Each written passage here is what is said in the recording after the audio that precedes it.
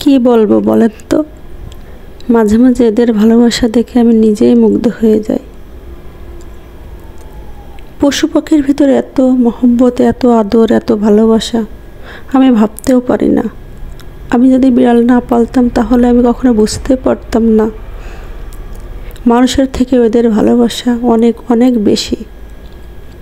এই যে দেখছেন লাল বিড়ালটা, এটাকে আমি কুড়িয়ে আনছিলাম এবং এর এই যে বাচ্চা তুফান, মার থেকে বাচ্চাটা মাশাআল্লাহ অনেক বড় হয়ে গেছে। এখন মা মেয়ে দুজনেই আমার কাছে আছে। এদেরকে আমি যে কত অসম্ভব ভালোবাসি, এদের ছাড়া একটা দিনও আমার পার হতে চায় না।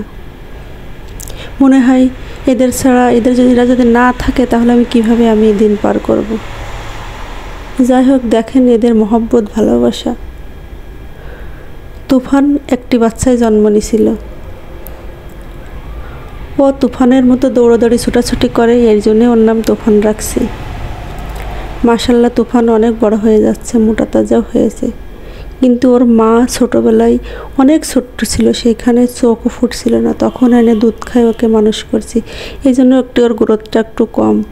ও দেখতে ছোট, মা হিসেবে সে অনেক ছোট। মাঝে মাঝে তুফান তো মাকে দামই দেয় না, সে মায়ের সাথে অনেক দুষ্টামি করে। দেখতে যে কত ভালো লাগে, এটা দেখে দেখে আমার দিন পার হয়ে যায়। এটা দেখলে যতই মানসিক টেনশনে মানুষ থাকুক, তার কিছু হলেও অর্ধেকটা মানসিক টেনশন দূর হয়ে যাবে। তাই আমাদের মানসিক টেনশনের থেকে বাঁচার জন্য বিড়াল পালা উচিত।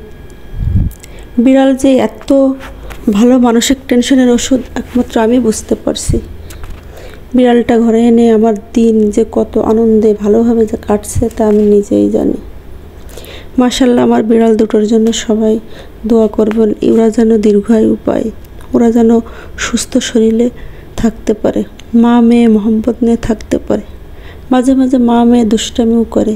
ওই যে কিসের শব্দ শুনছে, দৌড় মারছে, দেখেন আবারও আসছে।